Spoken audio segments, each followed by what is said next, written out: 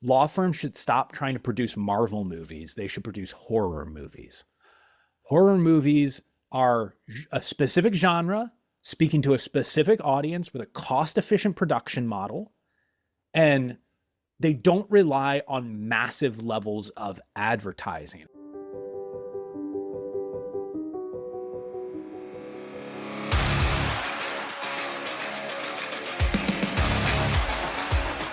Sharp strategies, sweet success.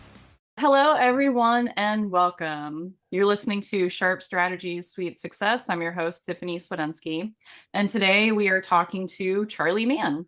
Charley Mann, I've known for 11 years now because I did the math, and it's been 11 years. And Only? we worked. I Yeah, it's would have said only like wow. 13, 14, but yeah. Okay. Yeah. Yes. Yes. That's a little hard to hear because Charley feels like it's been longer, and it's like I don't know how to feel about No, that. and like a good, I mean, we worked together for a long time. Yeah. Something like 7 years. And Charley introduced me to a lot of the legal marketing basics, not even the basics, but a lot of the strategies and tactics of legal marketing. And we worked together and learned together at GLM. He spoke a lot at the events, and sometimes I went up there and spoke with him, which is nice because I hate speaking. So he can carry the conversation while I just sit there and look awkward and shit. And yeah, we're friends, coworkers. Actually, he's the one who hired me at GLM, and really happy to have him here on the show. And I now have it officially on the record that you consider us friends. So that's nice. Yeah. Oh shit. Should have been like frenemies or something. That's all right. Yeah, I mean, wow, we have known each other for quite a long time. I mean, I remember some of those like earliest conversations. I remember being in that big conference room that we all used to work out of. Like, unfair to call it a conference room, just like an open air space, essentially. And projects and like speaking on stage together for Dominate Digital. I was just talking with someone about that recently because we were talking about Dungeons and Dragons style artwork for Yeah. products and stuff. And I was like, well, I've actually done one of those before with an old buddy of mine. So yeah, a lot of good memories there. Yeah. Yeah, Dominate Digital was a fun. Actually, I have the binder somewhere. It might be on the bookshelf behind me. But yeah, that cover art was great. It was a fun theme, nice alliteration, and honestly, we had like a. Do we have like a live training session with that? Or we did like Yeah. something virtual because I think it was like COVID-ish that had Yeah. yeah. So we launched it, I'm pretty sure, Tiff, in 2019. I want to say we Oh, launched it in 2019. And as we went into COVID, I remember we did, and we do this like huge setup for it. As part of reselling the program, the bonus add on, we were going to do this live event. And you and I spent the better part of like a full day doing an add-on event as part of it. And it was just this back and forth, like, hey, let's take a look at websites, all this other stuff. Yeah, it was, we adapted. We adapted for those times. We were 6 feet apart. yeah. I promise our desks were 6 feet apart when we did the event, even though we were both in the same room. Whatever. I was deliberately sneezing on him. I was trying to get him COVID. But I think sometimes people from the outside looking in, they'll look at us doing like we did 1 day events, we did like 2 day events, and never ran out of things to talk about. And I've talked to people since leaving GLM and starting Sharp Cookie, and I'm telling them like, oh, I'm going to do a 2 day event, or I'm going to go do a talk. I'm talking for an hour. And like sometimes their first question is like, do you have enough stuff to talk about? And it kind of gets me off guard because it's just like, yeah, I have enough. I just talk. I'll talk all the time. I'll talk you to death. I don't care. Which, by the way, like most people who go and do talks, like, I mean, you and I go to events and we'll see people doing presentations. The most common thing is people show up, they'll do an hour presentation and they have like 82 slides for the presentation. And they get to minute 40, which according to like standard PowerPoint math means you should be 40 slides in. So we're already dangerously behind. But they get to minute 40 and they're like, oh, shoot, I'm on slide 16. Let me see if I can get through the remaining, what would that math be? 66 slides in the last 20 minutes. Most of us all have more to say about what we do, but you just kind of, you go until the time constraint happens and they put the like shepherd's hook and yank you off the stage and you go, wait, I still have 5 more days of material. Shepherd's hook. That was first time me realizing that's what it's called. The little hooky thing as a shepherd's hook. Okay, yeah. No. So like, and you and I have been to a lot of events, hosted a lot of events and all that stuff. And I have seen a lot of other people talk. Like, And you mentioned the slide bloat thing, but what are some other things that you think mistakes that people make when they go up on stage? Well, in some ways, it's like part of the. Well, okay, actually, I'll give number one. Number one overall mistake is people look at presentations primarily as information delivery. And in reality, it's entertainment, it's performance, it's putting on a show for the audience. And when you change that dynamic and you give yourself permission to be like, hey, I don't actually have to share 50 different things during this presentation. I can share 5 to 10 and spend some time on them. I can tell some stories. I can do a little bit of crowd work if that's something that you're comfortable with. I mean, not everyone's going to be comfortable with like the same stuff that I'm comfortable with necessarily, but I can spend some time relaxing into this and also recognizing as part of that bloat issue is when you're on stage, most people have not rehearsed their presentation down to the minute, down to the second. You've gone through your slides and you've generally said them maybe in your hotel room once or twice before going on stage.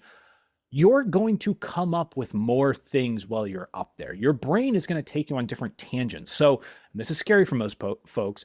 If you have a 30-minute presentation, I would at most budget for 25 minutes of material that you've prepared for because more is going to come to you and you don't want to get caught at that point of being the let me get through my final slides part of it.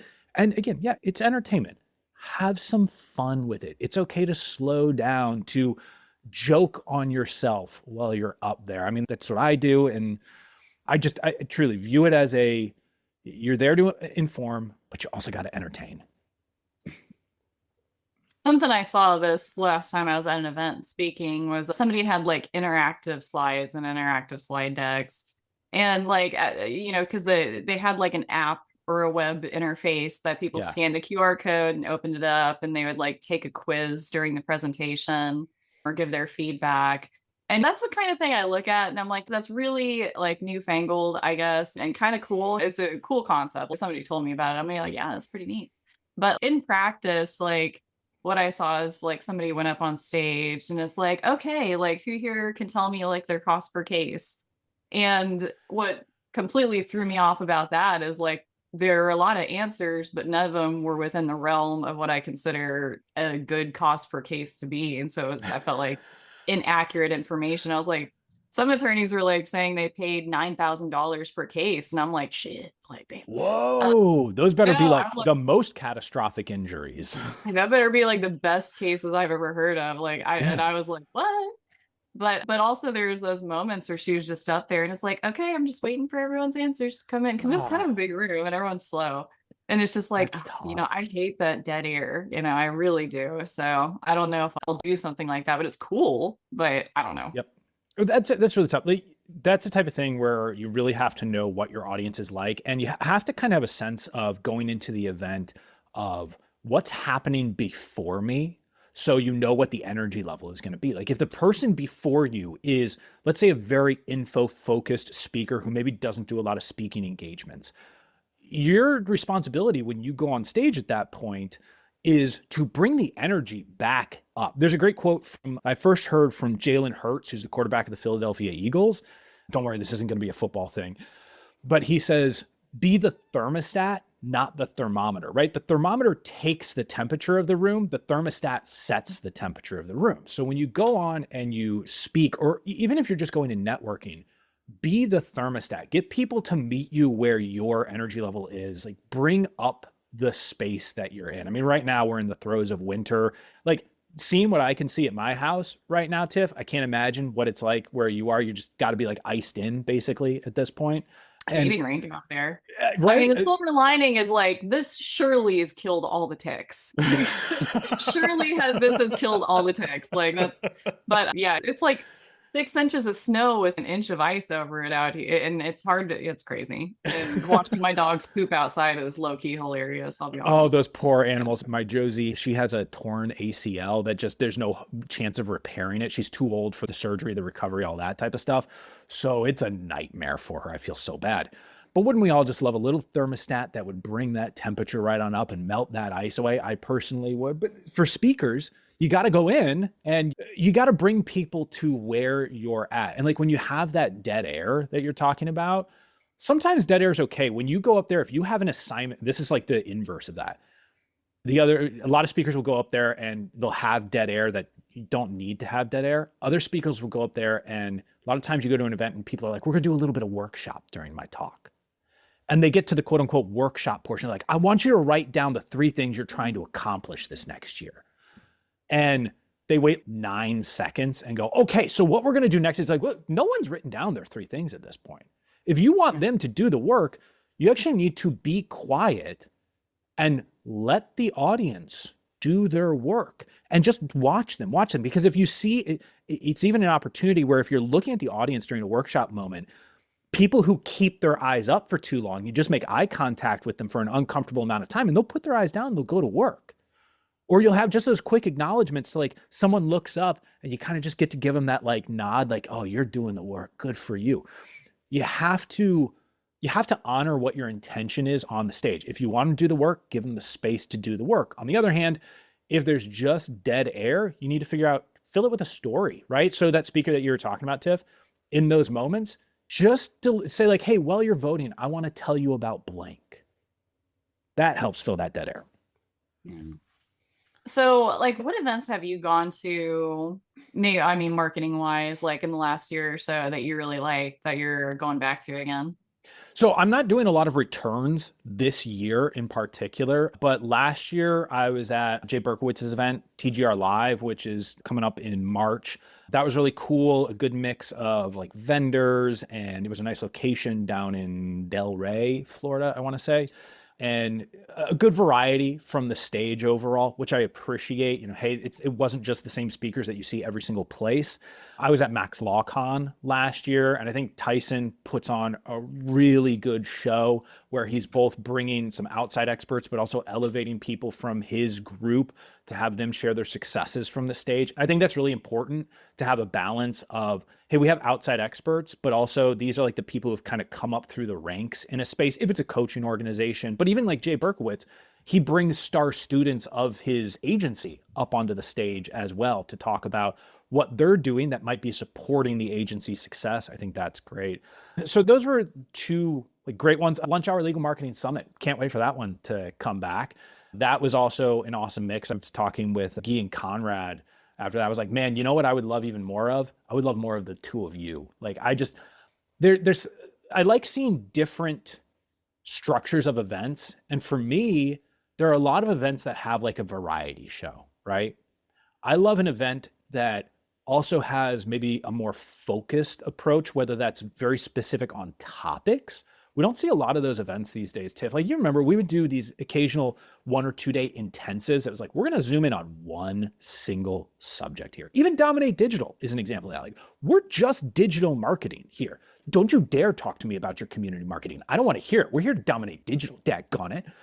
And a lot of events these days are like, let's get as much stuff as we possibly can on the stage, as opposed to, what if we just spent a whole day focused on, so like Jay Ruane, a buddy of mine, you probably know Jay, he's got a new book out called Analog Marketing. He's got a program called The Criminal Mastermind. He works with criminal defense attorneys. Oh, yeah. Yeah. Like, cool. A book that's just on analog marketing. We could do 4 days of analog marketing only at an event. So like with Guy and Conrad's thing, for me, I'm used to seeing a lot of different speakers on the stage. So I'm like, I don't know, let's just put Guy and Conrad up there for 4 hours straight. I want to see what comes of that personally. Yeah, I'm actually speaking at Jay's mastermind in May. And I thought that was really cool. But he read one of my articles I published recently. I was like, oh, you need to come out here and talk about this.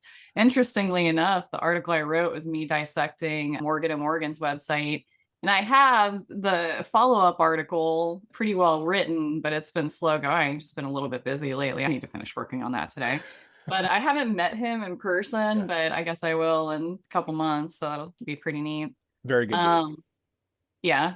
And also it's fun. It's fun with criminal defense attorneys. And I love personal injury attorneys. I love my personal injury attorneys. Like every single one of my clients is personal injury now. Some of them are like personal injury, and like estate planning, or personal injury and something else. Right. But like criminal law, unfortunately, I haven't had a chance to play around in there much, but it's so much fun when it comes to the content. Actually, that's a good segment. Like, You are really good at just consistently making content for your emails, for LinkedIn. You probably do videos. I'll just admit I haven't checked you out on YouTube. I actually don't really do video that much.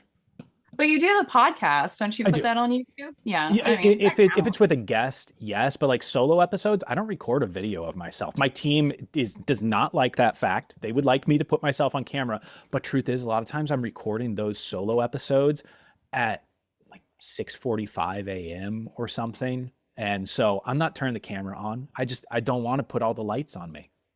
Uh, But that being said, I mean, the yeah. podcast still comes out every single week. That's part of content marketing. That's why I keep my eyebrows and my lashes done, because if I have that going on, I really don't have to do a whole lot of work elsewhere. And so I'm like camera ready. I'm like ever camera ready, you know? It's an investment. That's what I keep telling myself. But damn it, I wish it was tax deductible. That's shit. Find the I right mean, accountant and they might let you get away with it. they might. I don't know. I like to be honest there. But it is a crime. It is a crime. I'm just gonna say that. I need to write a letter to somebody. Anyway, go ahead. We're Yeah. talking about content. Yeah. Like the Yeah. production of like LinkedIn. I mean, you're doing the same thing, right? I mean, you're using content marketing as well. I'm sure your clients are using content marketing too, and remains a rock solid backbone, I think, for most of us, because it can be spun off in so many different ways. Content can either be spun off within itself, like written content becomes video content, or vice versa. Or like I turned my podcast into a book, right? So there's one of the reasons to produce content marketing is it's an asset that goes beyond its initial point of production. At least if you're doing it like well, right? Like if you have someone like you, Tiff, at the helm, operating in that fractional CMO capacity, you're probably saying like, hey, how do we move these things back and forth? We don't need to have everything siloed within itself. We need to make sure everyone's talking to each other and sharing resources, not competing for resources. So even LinkedIn posts can become emails. Emails can become LinkedIn posts. I do think, I'm curious your thoughts on this. For me, one of the important things with content marketing is you can't do the lazy version of repurposing, which is where you're only ever doing kind of that one for one. I'm going to just copy and paste. Like you still need to understand your platform, right? And even if it's a modest adaptation, some adaptation is of value. Yeah. So I think people like there's a certain way to create content to make it extremely reusable. Like you can bulk create like a video, like a bunch of videos and turn it into this and that. Like for me, like everyone wants to reuse their content and I'm all for it. But I think a lot of times the issue I buck up against, I find the content and I'm like, this is not reusable. For one reason or another. The editing was bad, the audio was bad, it was low quality, it was one thing instead of like 10 things or whatever. It was short. And so like, or it's just flat out dated in a way that's not like going to be cute or quaint, when we post it, right? And so like, there, I think you have to be intentional about how you're going to make whatever. I'm being vague because it depends on what the medium is, right? But But whatever that's you're like, making, yeah. that's just kind of true for market. I know that this frustrates people when like those of us who talk about marketing have an "it depends" answer, but it does. Like there are different revenue sizes, different practice areas, different existing infrastructure, different location. Are you in a top 50 metropolitan region or are you in a more rural community? There's different things for different firms. Yes, there's a lot of overlap. Maybe you'd bounce around and you'd find 60 to 70% overlap across most firms. But that last bit of it is the difference between wasting time and money and being smart with your resources. And it does take testing. It takes discussion and it takes learning to figure out what you're going to try that is actually applicable. I mean, I think about, for example, YouTube. If I'm being completely honest, YouTube for personal injury, not my favorite strategy. YouTube for criminal defense, estate planning, yeah, I can get behind that. I have practical examples of people breaking through and getting cases there. Obviously, Jeff Hampton has it for like Oh yeah. short-term rental stuff, and Jeff does a phenomenal job with his two firms. But PI, it's really hard to break through there. If you're going to do that video effort, you might have to change strategically what you're trying to do, or Maybe it needs to be more of a, hey, what's working on social platform, short form video for PI? I mean, our mutual friend, Mark Breyer out in Arizona, he did a lot of commentary on the Amber Heard Johnny Depp trial. And Cardi B's trial, which I thought was funny. Yeah. Exactly. And so he sort of figured out how to tap into that short form video space to talk about being a trial attorney, which he also mixes up with rapping and dancing. But he has also done like a lot of the stuff that we've seen PI attorneys do of the, hey, you're watching a crash video and here's commentary on it, which some PI attorneys are like, that is the lowest form of marketing you could ever do. And other PI attorneys are like, I don't know, there's something here to learn. So it's not that bad. That line of what's exploitative versus informational. There's something to learn from all the practice areas, like content wise. There's always FAQs that people don't know are interesting, tidbits about personal injury or estate. But the thing that sucks for personal injury attorneys is like criminal defense attorneys can get away with making an FAQ video about criminal law because criminal law. Tiff, you missed it. They can get away with murder. Criminal defense attorneys can get away with murder. I missed a joke, damn it. They could just record FAQs and it's interesting by default. Yeah. But like that's not the way of the world with personal injury, or even as well, estate's more interesting than personal injury if we're ranking them. And it's hard because with personal injury, I think there are a lot of components of personal injury that I think are really interesting. The whole negotiation process is actually really, really interesting. The various, like, what's the value of a person's massive or minor injury? I think there's a lot of stuff that you can share that would be of interest, that is scintillating to people. The problem is that on a big picture level, I'm suing someone and getting money from their insurance company doesn't have the same excitement as the big scale money issues of a family fighting in probate or the drama of a criminal defense case. So with PI, you got to figure out, and that might even go to the idea of like which one is better for short form versus long form. If people tend to love the drama of the practice area overall, maybe it's easier for long form. If they like the small little bits of it that don't necessarily look like the sum of its parts, maybe you need to do short form pieces. Yeah. But I mean, honestly, like these days, there are so many ways to reach your audience. And it's so darn hard to get like the attorneys to make video, or it's so darn hard to get the attorneys to make marketing that they're not inclined to make already.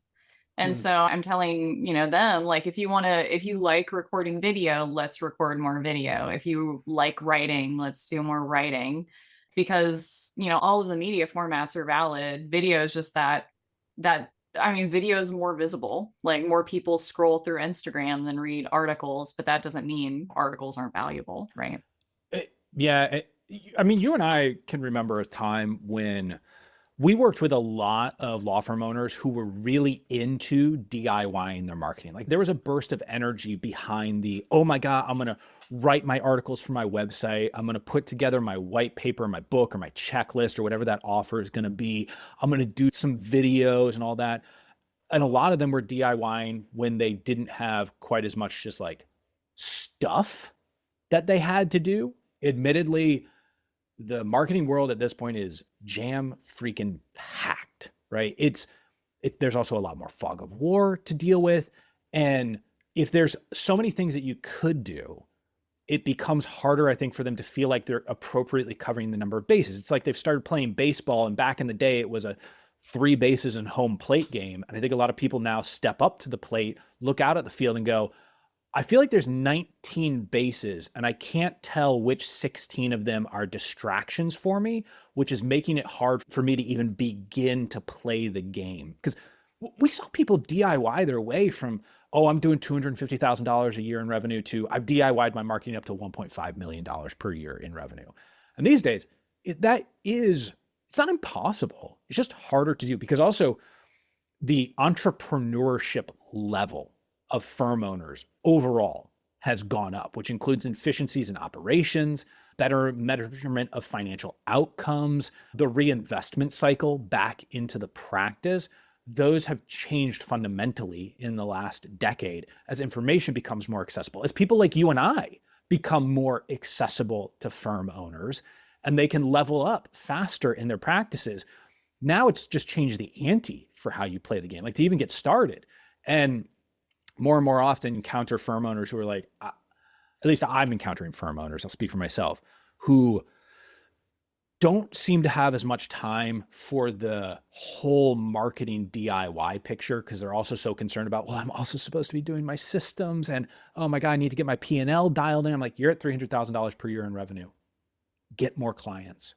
Focus on that because that will solve a lot of problems for you. And then as you get bigger, we will figure out the systems. We will dial in the finances. But at least that's my perspective. I'm curious from, I mean, you've been doing this for nearly as long. Yeah. So, well, I have a few things I could say about DIY marketing, but I guess to start, like law firm owner and like us now, because like now we're business owners, marketing isn't always the most important thing you can be doing for your business. And sometimes it's related to marketing, but 100% of your meeting shouldn't be about marketing. I mean, for me, like I really like it when marketing can kind of take a back seat and just do good work, cases come in and nobody's microanalyzing it, right? I mean, that's kind of ideal for me. But it's fun to kind of microanalyze it. But when it comes to DIY, like it's a question of how competitive this marketplace is. PI is extraordinarily competitive. It's one of the most competitive industries in the US when it comes to marketing, CPA, all that stuff. And is your DIY marketing going to be good enough to outperform the company that can afford a marketing agency, a creative team, a CMO, CTO, CEO, whatever, the whole C-suite? Yeah. And I mean, can you compete? Can your DIY marketing compete? And sometimes you can. Like I've seen or heard of attorneys who they're just like really popular on Facebook and they have a huge network of people who know them. And that's like DIY marketing, right?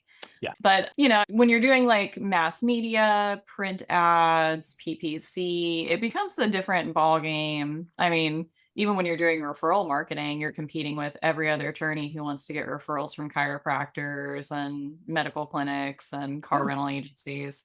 And so, I mean, that's what I kind of, when attorney or when people start talking to me about DIY marketing or want me to train them to do a particular thing, you know, I'll let you pay me to train you. I absolutely will. But like at the same time, this isn't the best use of your time. And I just want you to know that going into it. I don't want you to feel like I feel like this is what you should be doing. And sometimes I got to say that just because, you know, trying to be realistic about how a business owner should spend their time. Yeah, I mean, for me, there are some core things that if you're under $1 million per year in revenue, I want you to do. Like, you need to lead the charge on getting reviews for your firm. Like, if you're not trying, if you personally aren't trying to get Google reviews for your Google business profile, I'm sorry, but your team's not going to do it for you. You got to carry the torch on that one.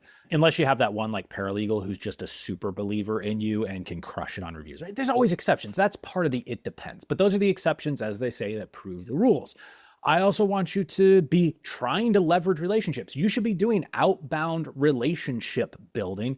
And usually what I find is like for the first $1 million, awesome leverage point. Then usually between like maybe 1.5 million up to about $4 million, you're not spending as much time on like the one-on-one relationship building. And then after $4 million, you're like, whoa, my time's free. Now I can work on really high level relationship building. Like instead of trying to bring my take a buddy out for lunch, I'm like, oh, that law firm owner who owns a firm that I know has a pretty solid like case flow, I can now become friends with them and we can talk about passing cases back and forth. Again, it depends, different practice areas, different levels. It actually be different for estate planning than PI.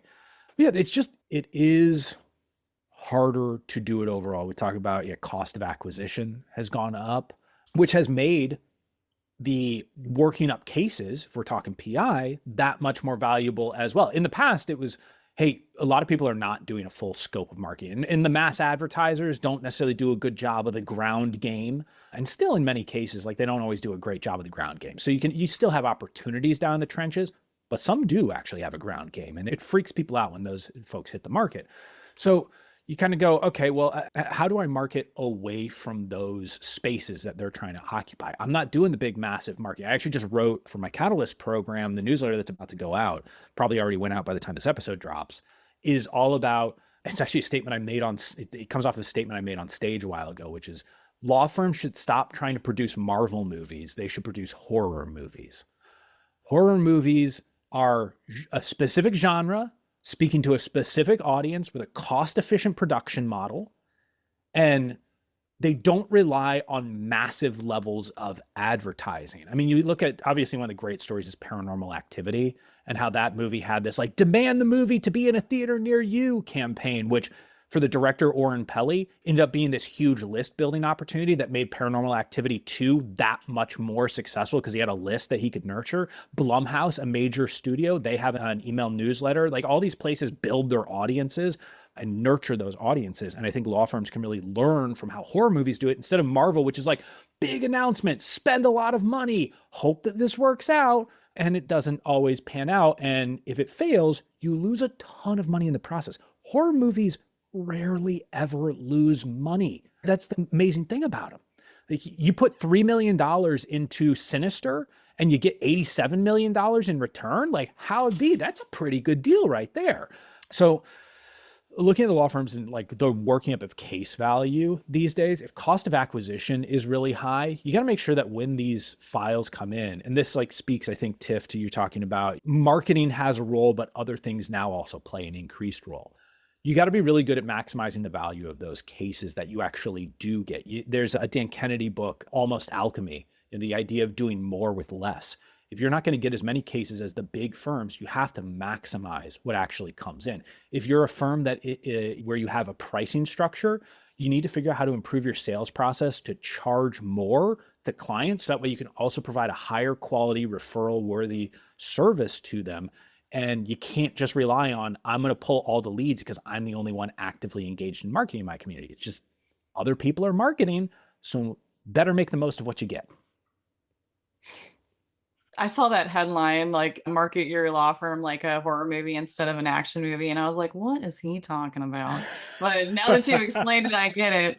I mean, you should watch, I don't know if you watch YouTube a lot, but Red Letter Media, they do like these movie and they recap like a lot of old horror shows and stuff like that. And they're really like, they're kind of industry insiders, like they're cameramen and editors. So they have all really good, like, I've only ever really watched like the Dead Meat podcast in terms of like horror genre. I love movie podcasts overall. These guys just don't talk just about horror. They're just a couple aging millennials talking about like all the TV shows we used to love. Don't out us on that, Tiff. Yeah, I know. But one thing that a lot of people don't get about marketing outside looking in, it's a lot different than it used to be. Like it used to be that a lot of law firms had like an in-house dedicated marketer, like myself or like a ton of other people that we know. But that's not really the model anymore. And I guess not really. I'm trying to bring back the in-house marketer more, except I think the biggest difference now is it's very similar to what we've just talked about in terms of like specialization levels. It was in the past, you kind of bring in your marketer and they would cover cover all the bases for you. And now it's much more about, can I bring in a person who is, so in the past we used to advertise for marketing assistants, right? Like that's kind of, you advertise for a marketing assistant or like a marketing manager. These days with a lot of law firms, the term that we're using more and more in advertising on the job ads is marketing specialist. And so it would be something like digital marketing specialist or social marketing specialist or community marketing specialist. And what we're doing is like, hey, we're going to prioritize this category of marketing, which is pretty big overall. And I'm going to look for a person who can come in, take that over and level it up.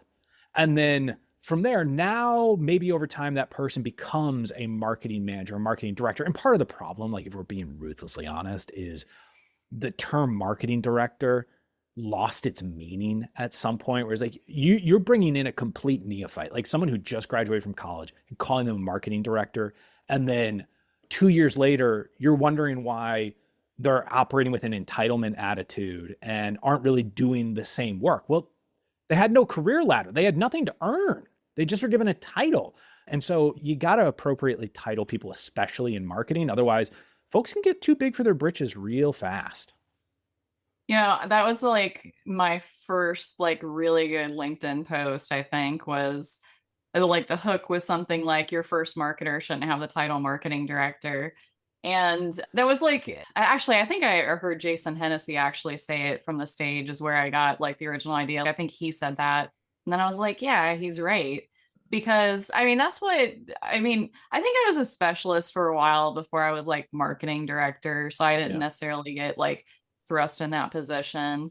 But Yep. there needs to be kind of a career ladder. And I mean, when people talk about AI and how AI kind of removes the need for some of the marketing assistants, they're missing out on that crucial, critical training. Like these days, like it's so this part is so different. Maybe I kind of want to talk to you more about this than anything else we have talked about. But like back Awesome. in the day, like we wrote emails by hand. We were craftsmen. Like Still am. Thank you we very did our much. own copywriting, you know, our own Facebook ad headlines, our own descriptions, and we had to learn by doing, learn by like reading other copywriters. And for me, it was like a really long learning curve Yeah. to getting approaching kind of good at it.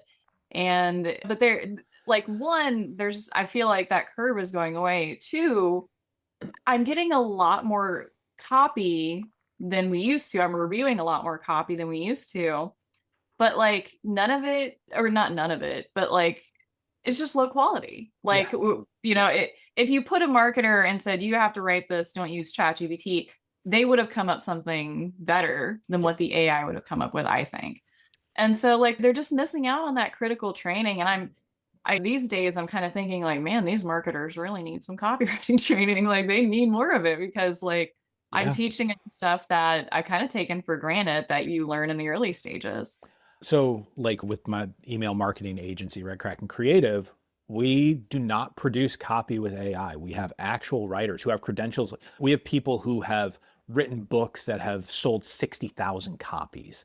We have people who have worked with like Lisa Marie Presley and Dolly Parton, like people who have legitimate credentials and produce great work. And it is human touch. Now we talk about, hey, here's the appropriate usage of AI.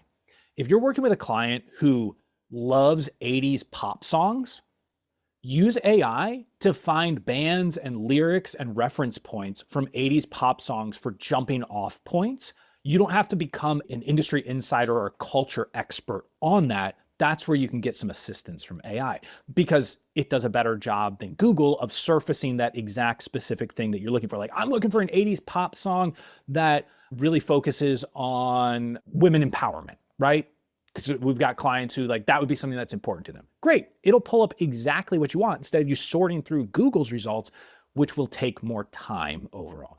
So that's where we're using. But like the production of copy, I mean, and today my emails that I write, it's all me. My print content that I write, it is all me because I've seen what some of the other gurus put out in their content that members of organizations like et cetera are paying for. I'm like, this is obviously Chat GPT. This is not, this is poorly curated information. They're giving surface level, like first response, best response answers to questions. I'm like, you're also only ever answering the question. You're not really helping people understand why or going into any depth. I mean, when I'm spending an entire issue using the analogy of horror movies and the production cycle and the marketing cycle for them, I'm sorry, but no AI is coming up with that idea and putting the level of character and flavor in it that, again, I'm not looking to drown you in 16 pages of dense information. I want you to learn something. I want that stickiness to it. ChatGPT, great at just like, it can crank out a long list of to-dos, but who cares? And by the way, if that's what you're using it for, just know that, especially if you're an information marketer, you're putting yourself into the lowest common denominator because there becomes no reason to work with you over all other options. Yeah. There's definitely a time and a place for AI content. And Yeah. I'll fess up. Like I have a GPT that specifically writes LinkedIn posts for me. But here's the kicker. Like sometimes I feed it a prompt that's like 5 paragraphs long of just me like, wah, like brain dumping. I just don't have to format it. You know, that's what ChatGPT does for me, right? But you know, like I love making the content by hand. And then the easiest thing in the world to do is record video. Despite how easy videos are, and despite, I mean, like right now, you can tell I'm all kinds of animated. I'm loving doing this. I don't know why, but I don't as frequently turn the camera on for myself. And part of it is I will end up spending that time writing by default. But it's also because, and this is about like know thyself as well, know thy production cycle. I love writing, which also colors everything that I've said about AI and my preciousness about it. I mean, I could go on a rant about how, like with the email agency, we also believe in supporting the freelancer economy and building the personal relationships with your writer, et cetera. Like there are other reasons, but I also am a writer. And so I will naturally want to preserve writing as a thing.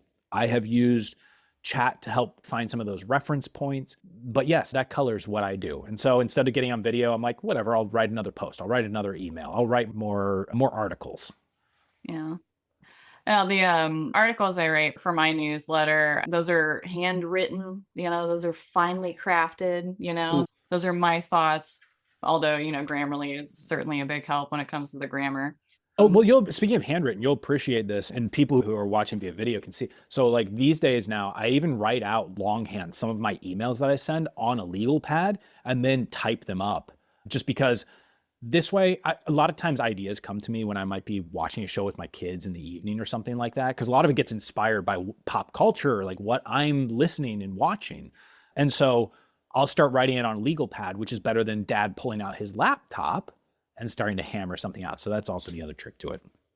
I Slack my project board. Like I'll Slack my go. project board, and it puts like a little reminder note in there, and I deal with it later. I don't write out my emails. That's By the way, it's a terrible idea. It's time consuming. I do not recommend it to anyone. It just happens to be where my brain is at right now. And by the way, 9 months from now, maybe I'm not doing that at all, but maybe I'll return to it another 2 years from now, right? Like that's also the honest thing is some of this stuff shifts for folks. Oh. Are you not using the Remarkable tablet anymore? I've never had a Remarkable tablet. Really? Yeah. Oh, okay, yeah, I guess I don't remember you having one. I just assumed. Exactly. And by the way, fair assumption. Most people have assumed that at some point, because people will ask me like, what do you think of the Remarkable tablet? I'm like, I've never touched. I mean, the only time I've actually used one was you let me test yours out, because I have an annual tradition, Tiff. I go to the Remarkable website and I get all the way to the cart. And then I go, why am I buying this? For me, I have an iPad Pro. Like one of my actual business goals is to set up where both of my companies can be run entirely off an iPad Pro. Like that's this kind of framework that I have for how I'm trying to make decisions to keep things lean, to keep technology simple, to consider like, is this an activity that I should be involved in, or do I need a team member who's actually going to take care of this? Or my awesome co-founder, Jenny for Red Kraken Creative, will take care of this, or Jeff Ashworth, our creative director. So I just end up looking at it and going, well, it's got good notes on it. So I can do handwritten stuff in there if I want to. But most of the time, if I'm going to handwrite, I also love pens and notebooks. Heaven help me. I like pens and notebooks. It's a dumb thing, but whatever. Yeah, I used to carry a laptop with me everywhere. And this year I built myself a PC. I actually built it myself. And I want to brag really quick, but I got 4 sticks of RAM for it. And like less than a few weeks later, that's when RAM shot up. Like I could sell my RAM sticks for like a 300% profit right now. What? It was like I got 4 of them too. Like I maxed out that RAM there. So now what's weird is like I used to have a computer basically wherever I go. Yeah. Last 2 times I went to an event, the first one, my laptop stayed in my luggage because I can do most things from my phone. And then the second one, I was just like, you know what? I'm just not going to bring it. I didn't even need it. Like, cause emails on my phone, Slack's on my phone, my project boards are on my phone. And like, I'm kind of like disconnected a little bit and I spend more time. I mean, I don't want to do that much work on my phone because it's a teeny tiny thing. So, and I've kind of done the same thing with like Surface tablets. Like I want to get like a Surface tablet. I see them at events all the time. I'm like, those look so neat. But like, I get to the cart checkout process and I'm like, I don't know. I'm with you. The Surface is a cool device, but yeah, it is. So for me, I don't have work email on my phone at all across either of the companies. So that's part of it. Is also like the iPad Pro for me represents this like workstation silo essentially. Whereas my phone, I mean, I do have Slack on my phone, admittedly, because I want my team members and my mastermind group to be able to reach me, and then like coaching clients can text me. So anything that's that high level, I will have access to it on an appropriate, like at an appropriate timeline. But email, it can wait. No. Well, we went a little over on time, but I guess it's all right. Shame on us. I know we probably could have kept rambling on. This could have been my longest episode, although I Do feel you like want to people talk about the 8th season of Game of Thrones for a little bit? oh, where they just completely drop the ball. 100%. Yeah. Actually, like, if you want to be for real, like, I want to talk about Pluribus. Have you watched Pluribus I yet? love Pluribus. Oh my God. I just It's watched so the last episode last night and I'm like, this is fantastic. It's so Oh my Reese God. Seahorn, she's out like just they Oh just my have these God. close-ups of her face where she's slowly absorbing information and I'm just at a complete standstill staring at. Like I've tried to watch that show while like folding laundry or something and I find myself with like a half folded t-shirt just kind of staring at the screening like practically to the point where I'm so wrapped I could start drooling and wouldn't notice it. There's something it's so interesting. Well, I mean, Vince Gilligan also, he's a master of process. Like he shows, and he did it with Breaking Bad. He did it with some of his X-Files episodes where he shows that exacting bit of process and he has that patience. Like there's a shot in Pluribus where we're seeing one of the characters like come from a place where she's been putting dead bodies onto a like a U-Haul and then how she makes her way across the world. And we're talking about there's no dialogue. It's like 10 minutes of just her going from vehicle to vehicle, all the little steps along the way. And it's just clicking the whole time. Like, this is amazing. And I have learned so much about the world without someone like grabbing a spoonful of slop and cramming it into my ears and being like, you understand it now because I'm telling you everything. You have to actually watch. Well, it's an intelligence show and it doesn't talk down to the audience. And it's definitely a puzzler. Yeah. Charles and I watched the last episode of it last night, and I went to bed a little bit before him, and I stayed up just like staring at the ceiling. And then he comes in, and he was like, "I think I figured it out." I tell you my Pluribus fan theories. I think I got it. I think I know everything. And there have been quite a few times where I felt like, oh, I mean, God, we know where this show is going. And then it drops the next episode and it's like, no, you didn't have a clue, but nice try. Stop trying to walk out in front of us. Enjoy the journey with us. You might be surprised. Oh, it's such a good show. I can't wait for season 2. He also did the best X-Files episode. I want to tell you something really dorky I did. Everyone must know. I actually did like a thing where I plotted out X-Files episodes by who was the lead writer. And then I went to AO3 to see which episodes had the most fan fiction written from them. And Vince Gilligan consistently, his episodes had the most fan fiction written out. I posted on a Reddit on an account that nobody will look up and find because you can't. But like, and it was kind of interesting to me. That was the dorkiest, fanniest, stupidest thing I did. Well, see, immediately I'm like, I wonder why that is. Is it because he has these like little ticking clock worlds that he's built that allow for, that give the space for what else could exist within these established rules that we have that give a lot of space for us to try and figure things out, but also have hard barriers against them. I mean, that would kind of famously be obviously Breaking Bad and Pluribus, but now I'm really curious, kind of backtracking into that. I find that very interesting personally. My theory, because I've thought about it, obviously, is that like at some point, like Vince Gilligan and many other authors have said it. This is not like an original thought of his, but like he's one of the authors that's like, I want to tell the truth. Like, you know, so he makes dialogue realistic, how characters react realistic. Like, I think he puts thought into like, how would somebody like act in this situation? And going back to even his earliest episodes, like he was very faithful to like, I guess, emotional integrity. I don't even know if that's the thing. Yeah. And so I think that for fan fiction authors who are writing little romances and stuff like that, they can really latch onto that. They can build off of that. But if it's like over the top and silly, and if the characters react and it's not believable, then it's just hard to like spin off of it, I think. I mean, honestly, there's kind of a like, not to immediately go there, but there is a little bit of a lesson in like world building, and world building, in my opinion, is kind of part of marketing. Learned that from Ben Settle some time ago. Yeah. But that idea of when you encounter these characters, you can rely on how they will react to things. Like you're not surprised when someone reacts in anger to a situation that you go, please don't react in anger. Oh, please let this be. And they go, nope, sorry. You understand that this is who this person is. And perhaps at some point they have tried to not be angry. We have shown them trying to have restraint. But let's be honest, most human beings revert back to their average behavior, their heuristic reaction.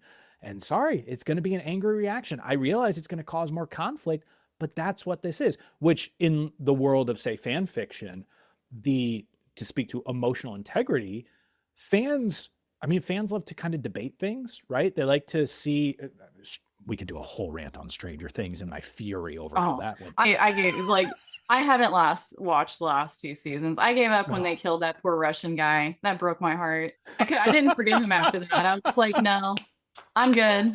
I like that guy. You should have kept him. But I actually like that was the final straw for me. I have not watched Stranger Things since. They killed my favorite character in season 3. Yeah.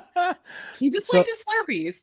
Yeah. yeah, but having that like integrity, like fans want to be able to look at their worlds and go, I understand where this came from. I understand where the response came from. We could probably figure out some marketing analogy, but honestly, at this point, it's just kind of fun to talk about. And this is the type of stuff that, in my opinion, people like to hear this sort of thing because they're like, oh, wow, I can now relate to Tiff and Charlie more. I too enjoy X-Files, which, by the way, if you want to talk X-Files, Tiff is really your person. I've watched the entirety of it, but Tiff like knows the X-Files really well. Very, very deeply. I have like, and my favorite game to play is watching shows and being like, that guy was in the X-Files. I can identify side characters really well.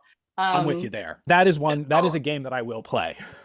You know, for me, the overlap, because we always did this. We always talked about movies and TV and dissecting them and stuff like that. But like the overlap with marketing that I feel like people don't get is, well, one, production. The production of something like Pluribus, like they're not going to release a new one until like 2028, and it kills me. I know. But like that's how much work it takes to make something good, one.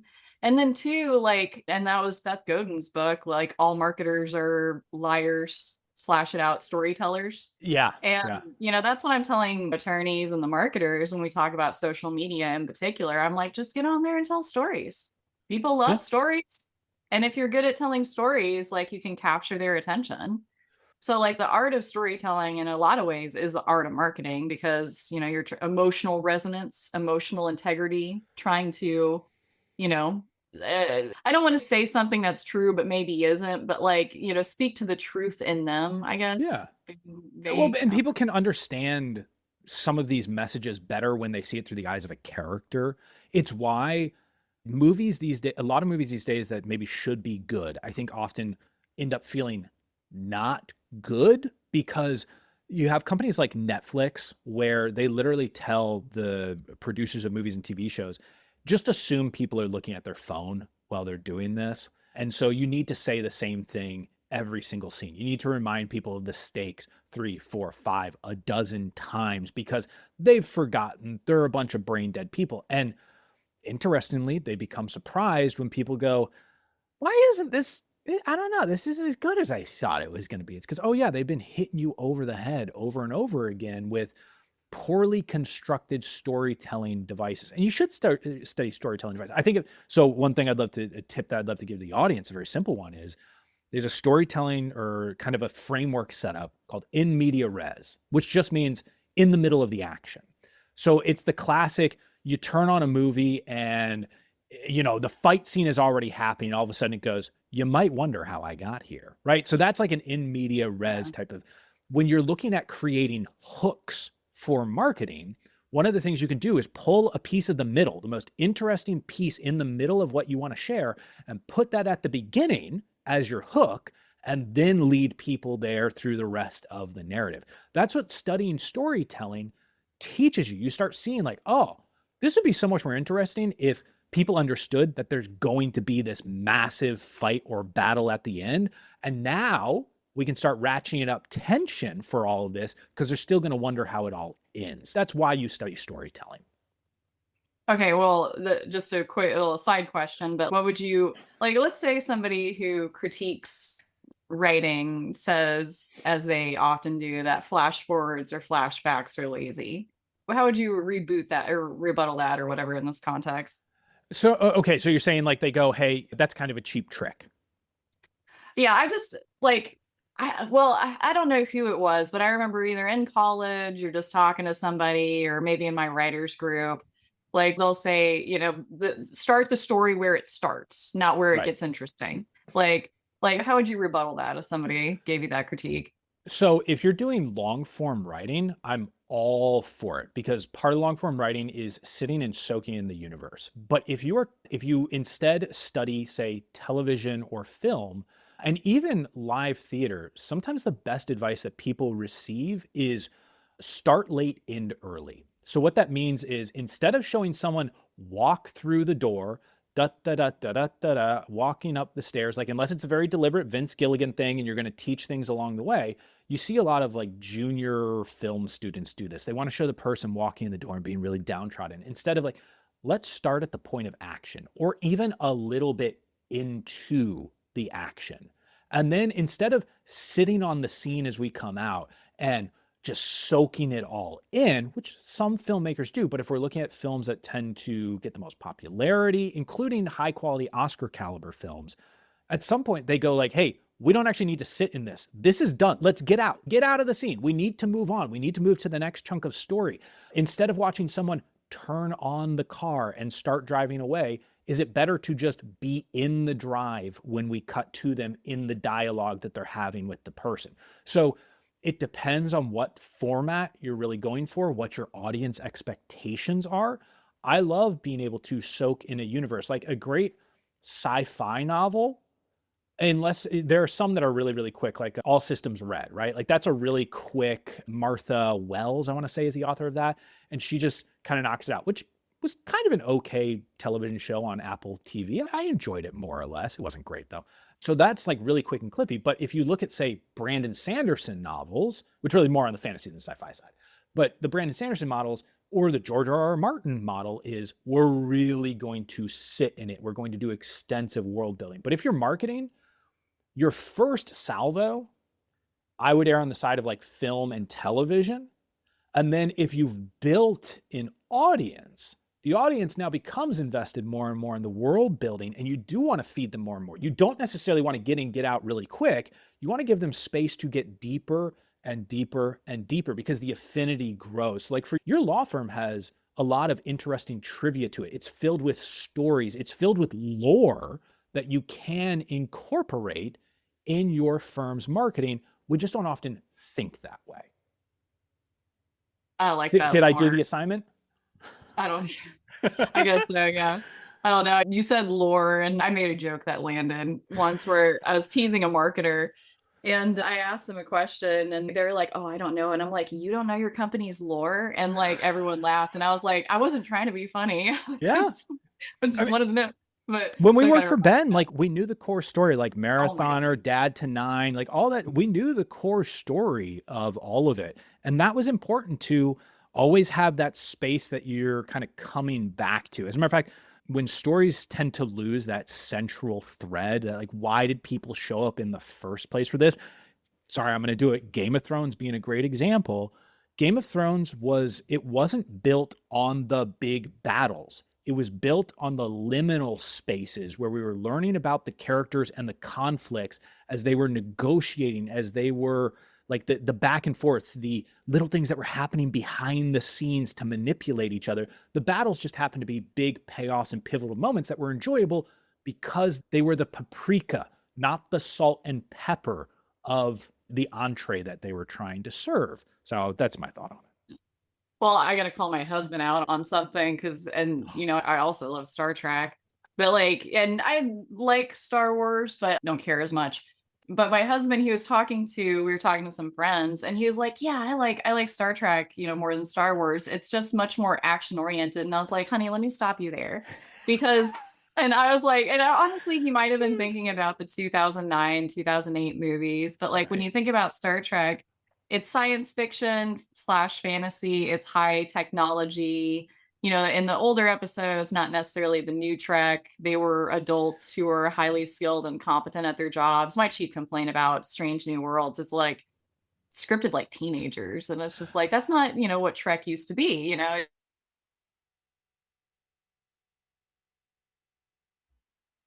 Strange New Worlds is Star closer to like Doctor Who, I think. Yeah, really? Well, I get which Doctor Who has a strange kind of classic British cadence to it. But like when we've watched Strange New Worlds, which I actually enjoy, but I'm also a big fan of Doctor Who, I have enjoyed it. But because it does have a little bit of the like, hey, this is just kind of a single character drama at some point. Like, oh no, one bad thing has happened to this person, and now we're going to deal with the consequences of it and try and figure it out as a team. But it does have the cadence of more of a Doctor Who, where yes, I would agree, Doctor Who it is a little bit of like it's a kid's show in many ways, and Yeah. the dialogue comes across that way. So I'd be right there with you on Strange New Worlds. Well, the thing about Star Trek that people overlook is it's a character drama. You know, Mhm. that's what I mean. And really, all fiction is. It's all about the characters. And that's why, like, when we talk about marketing, like, we used to talk about, or you used to talk about, like, the rogues gallery, like, who's the enemy? Yep. And, you know, and it's like a fine line you have to walk when you're, you know, writing copy, talking about a message or how it's going to go. Like, you can't just like go all in and like bashing an enemy or a competitor, but like you know, the person who's reading your marketing has a big bad that they're dealing with. And, you know, you have to talk about that big bad. And so, like, you know, the characters and the storytelling, again, it's back to how you weave a marketing message and a strategy and build like that lore for your company and who your owner is. And it's also why it's just so damn critical for the owner to be involved in the Yeah. marketing. Yeah. Maybe not necessarily like DIYing like Facebook ads, but you know, making their lore, I guess, Yeah. like going to events, speaking, talking about like their struggles, how what they've had to overcome. You know, you build almost a mythology of yourself. And something I think about when I talk about this or think about this is how Beyonce and like Lady Gaga have like alter egos. Like Yes. when Beyonce goes up on stage, she like has a different name for Cowboy herself or Carter. something. Oh, is that what the So name? like that's one of the most recent, That like album people talk was about not Cowboy that good. Carter. I'm just gonna say that. Like, and like, okay, I'm just want to make. I've never said this aloud, but I've thought it a lot. But like, I think it's kind of cruel how these new artists bring Willie Nelson to record tracks on there because that man is like 80 fucking years old. He can't sing like he used to. It sounds bad. They're singing over him. And it's just like I like they're helping him out. He's probably making money from it, so I sympathize. Like, sure, okay, but like also it feels a little cruel. And I went, No, I thought you were gonna upset the whole Bayhive and like say like Beyonce isn't that great of an artist. And I was like, I don't know if I want to be on that hot of a track here, Tiff. I don't know that I can take that type of it heat. was purely about her. Actually, there are a few songs on that album I did genuinely like, but like, and Miley Cyrus did it too. A lot of these new Yeah, artists throw Willie Nelson on there. Why? He has a son who sings decent. Go get him. he Like, damn. does, doesn't he? Yeah, yeah, he records music. I like But see that was the exact level of enthusiasm that people feel about it. Like, yeah, yeah, he does record music. I hope I didn't offend the Nelsons.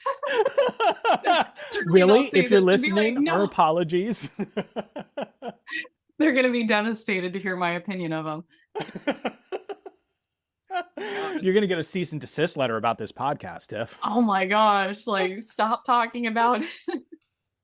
But oh, well, anyway. But yeah, well, we went off on that because yeah, but Beyonce goes up on stage and doesn't, I guess, think of herself as Beyonce. She's like performing in character almost, and it kind of gives her the confidence to do it. And you're pretty much like I feel like that's just a good strategy. Like even when you're recording content for your business, like you're not necessarily you're projecting like a certain character or personality or something like that. Not in an inauthentic way, but You're exaggerating certain parties. Like you're bringing certain pieces to yourself to the forefront in a way that maybe you don't do in your day-to-day life, but are of service to the general message that you're trying to have out there. I mean, there is something to be said about occupying a character, whether it is that alter ego, which there's that great book by Todd Herman, Alter Ego, that you can look at. And I encourage people, it's an interesting like look at sports psychology primarily, but occupying that character, having those core stories. So that way also, if you have one of the nice things about having an exaggerated version of yourself, like a character of yourself, it's actually a lot easier for marketers to operate in the character of you than to really operate as you when they create content. What are your strongly held beliefs that they can anchor to? What are the things that you are very pointed about, that you are nearly absolutist about? Those create the boundaries that create punch in your marketing, rather than sort of saying like, well, you have to run everything by me because I got to download my most recent thought process on all of that. And, it's constantly changing. And, well, I don't really tell that story. No, give us your core 5 to 10 stories. Give us your strongest held beliefs. And we can start working from there. That is what has made it easy to work with some firm owners in the past. And the other side, what has made it difficult to work with some as well, where they're always in flux. I'm like, just hold your center for a little while for me. If you hold that center and stay true to it, hold it, ran on consistency there. And even the storytelling thing, why were some of us so furious about Khaleesi's turn in Daenerys Targaryen's turn in season 8 of Game of Thrones? Because it didn't seem like it was full realization of a core story for her. It was a rushed to the finish line. Well, this is what we've got to do in order to have this outcome, as opposed to this is who this is, so this is how she fits. This is how this story would go for her. I did it. I kept the Game of Thrones thread alive, Tiff. I know, yeah, we're really coming back to that. Which I guess, like, I read about George R.R. Martin and his a little bit, like a few articles. It's not like I don't know. I think I read the first like 3 Game of Thrones, but he's a very much like, I think he called himself a gardener as a writer, and basically what he would do, he wrote seat of his pants, like free writing, and he would plant things and just let them grow, like pairing characters or situations. And like, and he talks about why he hasn't been writing the next book. Yeah. And it's because like the garden got a little out of control for him. I think he literally said that, like the garden became unmanageable. Like there are so many threads that came up and like he was trying to like fix them and intertwine them. And I feel bad for those dudes who made that show, because I think George R.R. Martin told them how it was going to end. Yes. And it ended with Daenerys turning and becoming evil. Which, you know, it makes sense when you, in hindsight, but there were not enough clues. Yes. And there was not a progression. Yes. I think there were definitely more clues in the book, but I'm just going to be straight with you. Like, I felt like the show was better until it wasn't. But yeah, that wasn't my funnest read, you know? Well, I mean, it's a lot. I mean, look, I can take a good long read. Those were a lot. I have not read them personally, partially because I got at it late. But yeah, that whole what's the actual intrinsic character motivation, that build up, there's even a lesson there in the idea of process versus outcome. They were trying to rush to get the outcome and walked away from the process to actually get there. And we see that in the attempts to be successful left and right. People are like, I want to be a social media star. I'm like, you had better love observing trends. You had better love delivering hot takes. You had better love development of video content. Like there are things that you got to love if you really want that, because you might be excited for it for a couple of weeks. And you're like, that would be so cool if this was the outcome here. But if you don't stick with it because you kind of hate how it's created, that's going to be a problem. And even like the showrunners of Game of Thrones, they wanted to move on to other projects. That was part of the reason they pulled the ripcord on that, because they were supposed to be 9 or even 10 seasons of the show. And they pulled the ripcord. They're like, we want to go play in the Star Wars universe, a bunch of stuff that never ended up even happening for them. And said, we're done with this process. We just want the outcome of, look, we're the showrunners of Game of Thrones. Like, man, well, look how that ended up, guys.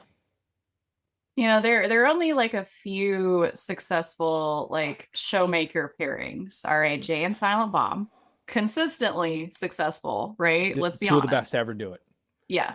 And then the Coen brothers. You know, they broke up though. No. Yeah, the last 2 movies. No. They broke up.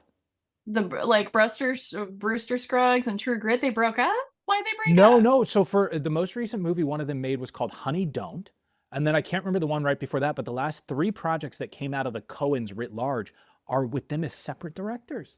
And they're not as good, by the way, but that's a sidebar.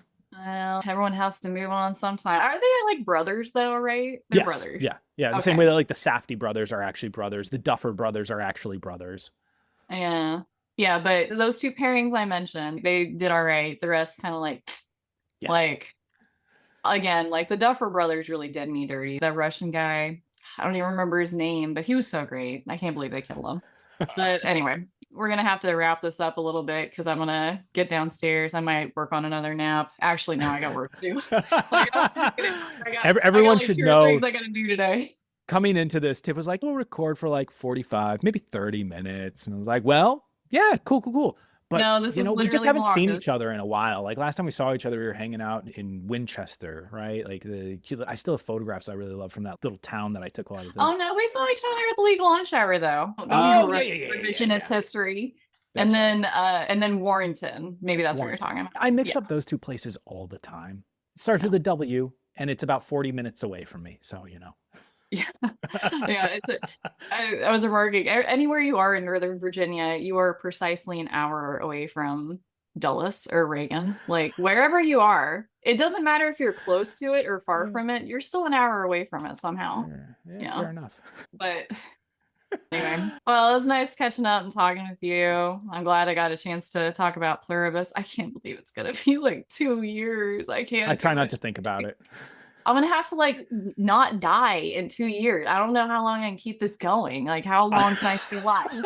Like, I'm so concerned. That is the ending note here is like, guys, I have to try and not die for the next couple of years. I'm like, Tiff, I know you have a young son, you have Una, you got Charles, you got dogs that need taking care of. look, I could trip and fall down the stairs at any moment. Like, knock on wood, I don't.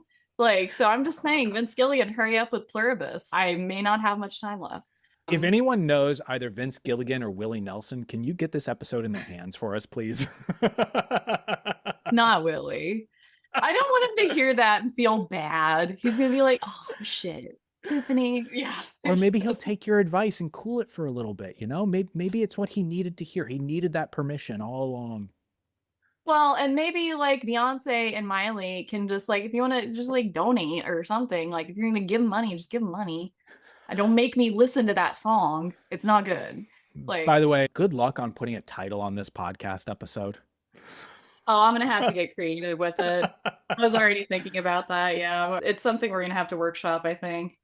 Yeah, but we'll get it. Fortunately, I finally got caught up, so I'm an episode ahead. So the episode that's posting today isn't this one because there are a few times like I recorded and then it's posted. So I think this one will go up next week, so I got a little time. Awesome. There we go. Well, good luck with it, Tiff. It's good talking with you. Yeah, it was good talking with you too. And well, okay, hold on. As is traditional, Charlie, why don't you tell people where they can find you and learn more about you? Oh, yeah. If you have made it to minute 83 of this podcast, first off, I love you. You're an amazing person. You're probably very attractive and extremely humorous. So really proud to be associated with you. But if you're interested in potentially working together, I have two companies, Law Firm Alchemy, which is a coaching organization for law firm owners, focusing on the entrepreneurial skill set, leveling that up. So you're a better business owner, a better marketer, a better leader, and you just kind of enjoy this whole thing a whole lot more.